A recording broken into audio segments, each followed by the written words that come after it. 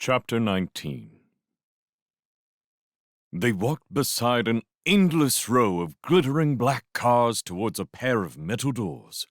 By this time, Nathaniel's anticipation was such that he could hardly focus on anything at all.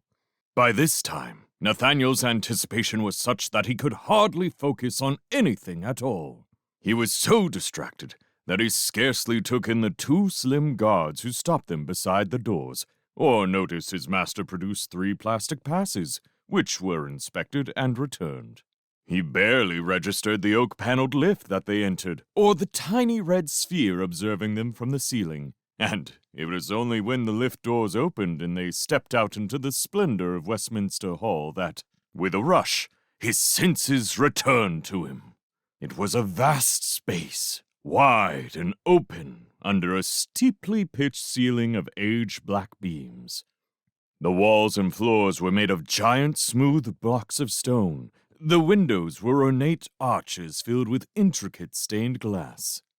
At the far end, a multitude of doors and windows opened onto a terrace overlooking the river. Yellow lanterns hung from the roof and projected from the walls on metal braziers.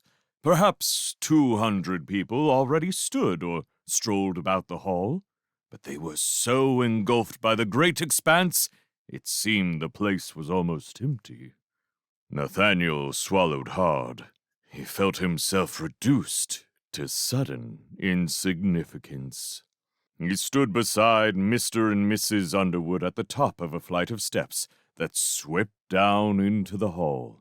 A black-suited servant glided forward and retreated with his master's coat. Another gestured politely, and they set off down the stairs. An object to the side caught his eye. A dull gray statue, a crouching boy dressed in strange clothes, looking up with wide eyes and holding a boot scraper in his hands. Although age had long since worn away the finer details of the face, it still had a curiously imploring look that made Nathaniel's skin crawl. He hurried onwards, careful not to get too close to his master's heels. At the foot of the steps, they paused. Servants approached bearing glasses of champagne, which Nathaniel wanted, and lime cordial, which he didn't but received.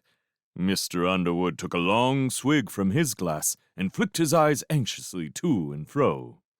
Mrs. Underwood gazed about her with a vague, dreamy smile. Nathaniel drank some cordial and looked around.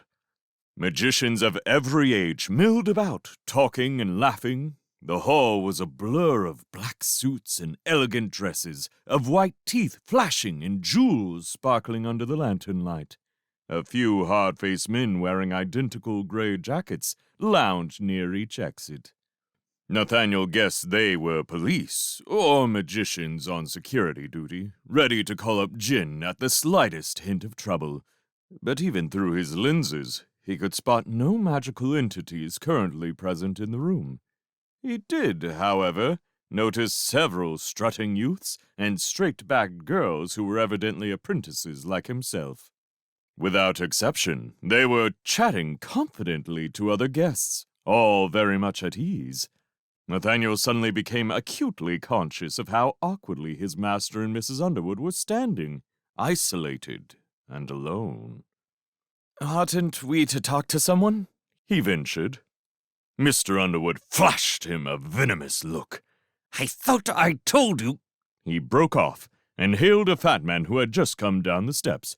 "Grigory!" Grigory didn't seem particularly thrilled. "Oh, hello, Underwood." "How delightful to see you!" Mr. Underwood stepped across to the man, practically pouncing on him in his eagerness to start a conversation. Mrs. Underwood and Nathaniel were left on their own. "Isn't he going to introduce us?" Nathaniel asked peevishly. "Don't worry, dear. It's important for your master to talk to the top people. We don't need to talk to anyone, do we? But we can still watch, which is always a pleasure." She tutted a little. "I must say, the styles this year are so conservative. Is the Prime Minister here, Mrs. Underwood?" She craned her neck. "I don't think so, dear. No, not yet. But that's Mr. Duval, the chief of police. A short distance away, a burly man in gray uniform stood listening patiently to two young women, who both seemed to be talking animatedly to him at the same time. I met him once. Such a charming gentleman. And very powerful, of course. Let me see, who else? Oh, goodness, yes! You see that lady there? Nathaniel did. She was startlingly thin, with cropped white hair. Her fingers clasped the stem of her glass like the clenched talons of a bird. Jessica Whitwell. She's something to do with security, a very celebrated magician. She was the one who caught the Czech infiltrators 10 years ago. They raised a married and set it on her, but she created a void and sucked it in. All on her own, she did, and with minimum loss of life. So, don't cross her when you're older, John. She laughed and drained her glass. Instantly, a servant appeared at her shoulder and refilled it almost to the brim. Nathaniel laughed too. As often happened in her company, he found some of Mrs. Underwood's serenity rubbing off on him. He relaxed a little. Excuse me! The Duke and Duchess of Westminster. A pair of liveried servants hustled past. Nathaniel was pushed unceremoniously to one side. A small, shrewish woman wearing a frumpy black dress, a gold anklet, and an imperious expression elbowed her way through the throng. An exhausted-looking man followed in her wake. Mrs. Underwood looked after them, marveling. What a hideous woman she is! I can't think what the Duke sees in her. She took another sip of champagne. And that there, good heavens, what has befallen him, is the merchant Sholto Pin. Nathaniel observed a great fat man wearing a white linen suit come hobbling down the steps, supporting himself on a pair of crutches. He moved as if it gave him great pain to do so. His face was covered with bruises. One eye was black and closed. Two manservants hovered about him, clearing his way towards some chairs set against the wall. He doesn't look too well, Nathaniel said. No, indeed. Some dreadful accident. Perhaps some artifact went wrong, poor man. Bolstered by her champagne, Mrs. Underwood continued to give Nathaniel a running guide to many of the great men and women arriving in the hall. It was the cream of government and society, the most influential people in London, and that, of course, meant the world. As she expanded on their most famous feats, Nathaniel became even more glumly aware how peripheral he was to all this glamour and power. The self-satisfied feeling that had warmed him briefly in the car was now forgotten, replaced instead by a gnawing frustration. He caught sight of his master again several times, always standing on the fringes of a group, always barely tolerated or ignored. Ever since the Lovelace incident, he had known how ineffectual Underwood was. Here was yet more proof. All his colleagues knew the man was weak. Nathaniel ground his teeth with anger. To be the despised apprentice of a despised magician. This wasn't the start in life that he wanted or deserved. Mrs. Underwood jerked his arm urgently. There, John, do you see him? That's him! That's him! Who? Rupert Devereux, the Prime Minister. Where he had come from, Nathaniel had no idea. But there suddenly he was, a small, slim man with light brown hair, standing at the center of a scrummage of competing dinner jackets and cocktail dresses, yet miraculously occupying a solitary point of grace and calm. He was listening to someone, nodding his head and smiling slightly. The Prime Minister, the most powerful man in Britain, perhaps the world. Even at a distance, Nathaniel experienced a warm glow of admiration. He wanted nothing more than to get close and watch him, to listen to him speak. He sensed that the whole room felt as he did. that behind the surface of every conversation, everyone's senses were angled in that one direction. But even as he began to stare, the scrums closed in, and the slender, dapper figure was hidden from his view. Reluctantly, Nathaniel turned away. He took a resigned sip of his cordial and froze. Near the foot of the staircase, two magicians stood. Almost alone of all the guests in that vicinity, they were taking no interest in the prime ministerial throng. They talked animatedly, heads close together. Nathaniel took a deep breath. He knew them both. Indeed, their faces had been imprinted on his memory since his humiliation the year before. The old man with the florid, wrinkled skin, more withered and bent than ever. The younger man with the clammy complexion, his lank hair draping down over his collar. Lovelace's friends. And if they were present, would Lovelace himself be far away? An uncomfortable prickling broke out in Nathaniel's stomach. A feeling of weakness that annoyed him greatly. He licked his dry lips. Calm down. There was nothing to fear. Lovelace had no way of tracing the amulet to him, even if they met face to face. His searchers would actually have to enter Underwood's house before they could detect its aura. He was safe enough. No. He should seize this opportunity, like any good magician. If he drew close to his enemies, he might overhear what they had to say. He glanced round. Mrs. Underwood's attentions had been diverted. She was in conversation with a short, squat gentleman and had just broken into peals of laughter. Nathaniel began to sidle through the crowd on a trajectory that would bring him round to the shadows of the staircase, not far from where the two magicians stood. Halfway across, he saw the old man break off in mid-sentence and look up towards the entrance gallery. Nathaniel followed his gaze. His heart jolted. There he was, Simon Lovelace, red-faced and out of breath. Evidently he had just arrived. He removed his overcoat in a flurry and tossed it to a servant before adjusting the lapels of his jacket and hurrying for the stairs. His appearance was just how Nathaniel remembered it. The glasses, the hair slicked back, the energy of movement, the broad mouth flicking a smile on-off at everyone he passed. He trotted down the steps briskly, spurning the champagne that was offered him, making for his friends. Nathaniel speeded up. In a few seconds, he had reached an empty patch of floor beside one sweeping banister of the staircase. He was now not far from the foot of the stairs, close to where the end of the banister curled round to form an innate plinth, topped with a stone vase. Behind one side of the vase, he glimpsed the back of the clammy magician's head. Behind the other, part of the old man's jacket. Lovelace himself had now descended the staircase to join them, and was out of view. The vase shielded Nathaniel from their sight. He eased himself against the rear of the plinth, and leaned against it in what he hoped was a debonair fashion. Then he strained to distinguish their voices from the hubbub all around. Success!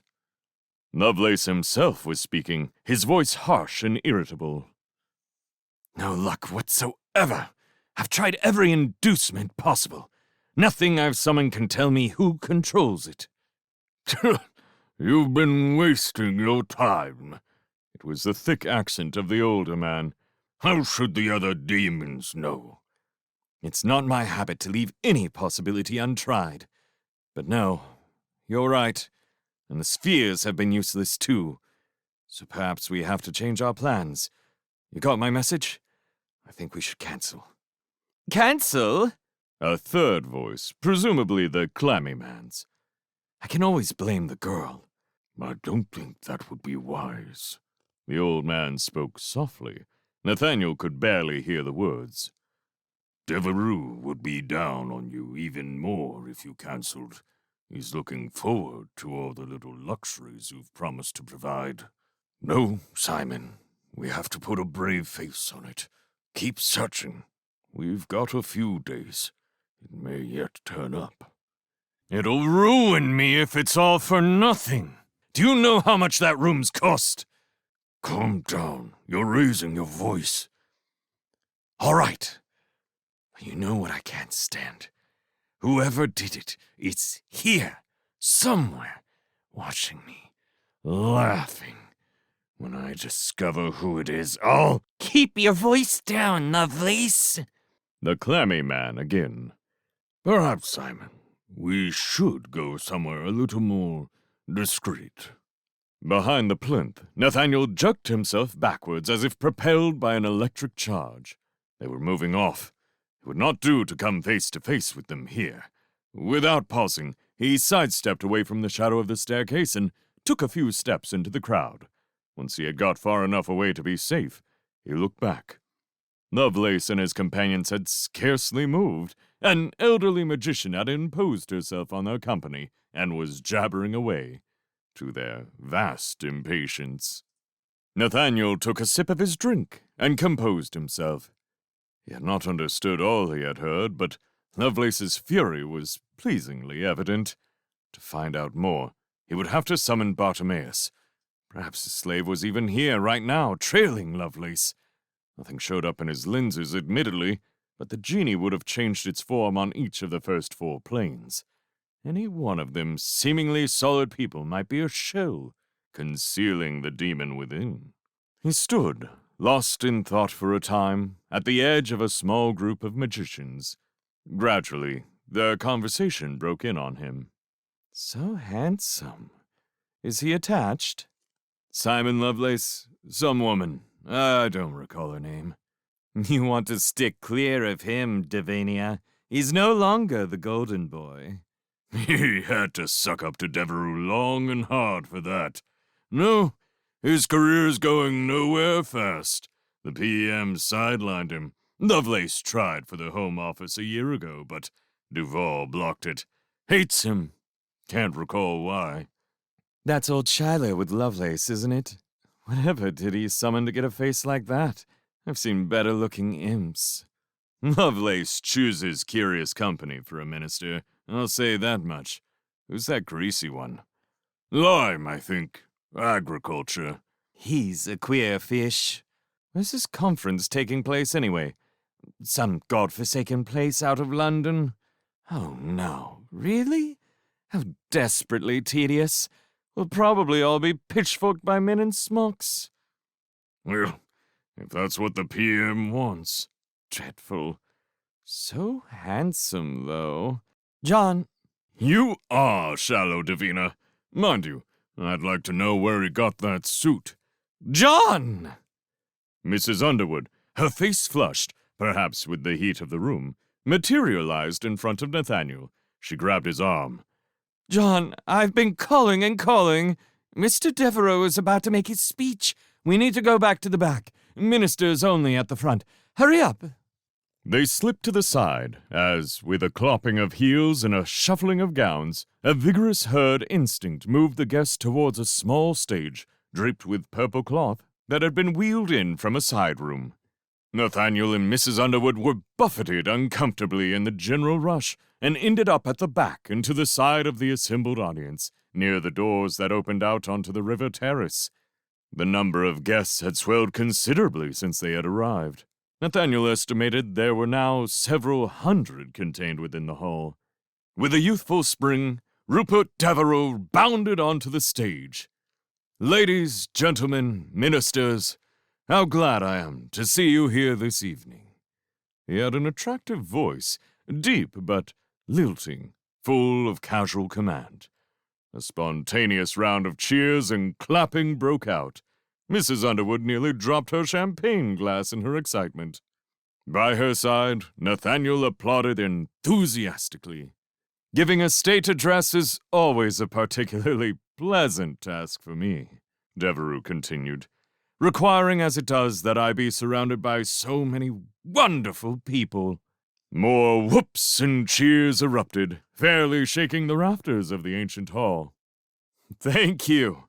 Today, I am pleased to be able to report success on all fronts, both at home and abroad. I shall go into more detail in a moment, but I can announce that our armies have fought the Italian rebels to a stalemate near Turin. and have bunkered down for the winter. In addition, our Alpine battalions have annihilated a Czech expeditionary force. For a moment, his voice was drowned out in the general applause, and destroyed a number of their djinn. He paused. On the home front, concern has been expressed again about another outbreak of petty pilfering in London. A number of magical artifacts have been reported stolen in the last few weeks alone. Now, we all know these are the actions of a handful of traitors, small-time ne'er-do-wells of no consequence. However, if we do not stamp it out, other commoners may follow their lead, like the brainless cattle they are. We will therefore take draconian measures to halt this vandalism. All suspected subversives will be detained without trial. I feel that with this extra power, internal affairs will soon have the ringleaders safely in custody. The state address continued for many minutes, liberally punctuated with explosions of joy from the assembled crowd. What little substance it contained soon degenerated into a mass of repetitive platitudes about the virtues of the government and the wickedness of its enemies. After a time, Nathaniel grew bored. He could almost feel his brain turning to jelly as he strove to listen. Finally, he gave up trying altogether and looked about him. By half-turning, he could see through an open door onto the terrace. The black waters of the Thames stretched beyond the marble balustrade, picked out here and there by reflections of the yellow lights from the south side. The river was at its height, flowing away to the left under Westminster Bridge towards the Docklands and the sea. Someone else had evidently decided the speech was too tedious to bear, and had actually stepped out onto the terrace. Nathaniel could see him standing just beyond the well of light that spilled out from the hall. It was a reckless guest indeed who so blatantly ignored the Prime Minister. Or probably it was just a security official. Nathaniel's mind wandered. He imagined the ooze at the bottom of the Thames. Bartimaeus's tin would be half buried now, lost forever in the rushing darkness. Out of the corner of his eye, he noticed the man on the terrace make a sudden, decisive movement, as if he had drawn something large out from under his coat or jacket. Nathaniel tried to focus, but the figure was shrouded in darkness. Behind him, he could hear the Prime Minister's mellifluous voice still sounding. "This is an age of consolidation, my friends. We are the greatest magical elite on Earth. Nothing is beyond us." The figure stepped forwards towards the door. Nathaniel's lenses logged a flash of color within the darkness, something not entirely on one plane. "We must follow the example of our ancestors and strive." In doubt, Nathaniel tried to speak, but his tongue was furred to the roof of his mouth. The figure leaped through the hall, a youth with wild dark eyes. He wore black jeans, a black anorak. His face was smeared with some dark oil or paste. In his hands was a bright blue sphere, the size of a large grapefruit. It pulsated with light. Nathaniel could see tiny white objects whirling within it, round and round and round. "For further domination, our enemies are wilting." The youth raised his arm. The sphere glinted in the lantern light. A gasp from within the crowd, someone noticing. "Yes! I say to you again!" Nathaniel's mouth opened in a soundless cry. The arm jerked forward. The sphere left the hand. "They are wilting!" The blue sphere arced into the air over Nathaniel's head, over the heads of the crowd. To Nathaniel, transfixed by its movement like a mouse, mazed by the swing of a snake, its trajectory seemed to take forever. All sounds ceased in the hall, except for a barely discernible fizzing from the sphere, and from the crowd, the gulped, high-pitched beginnings of a woman's scream. The sphere disappeared over the heads of the crowd. Then came the tinkle of breaking glass, and, a split second later, the explosion.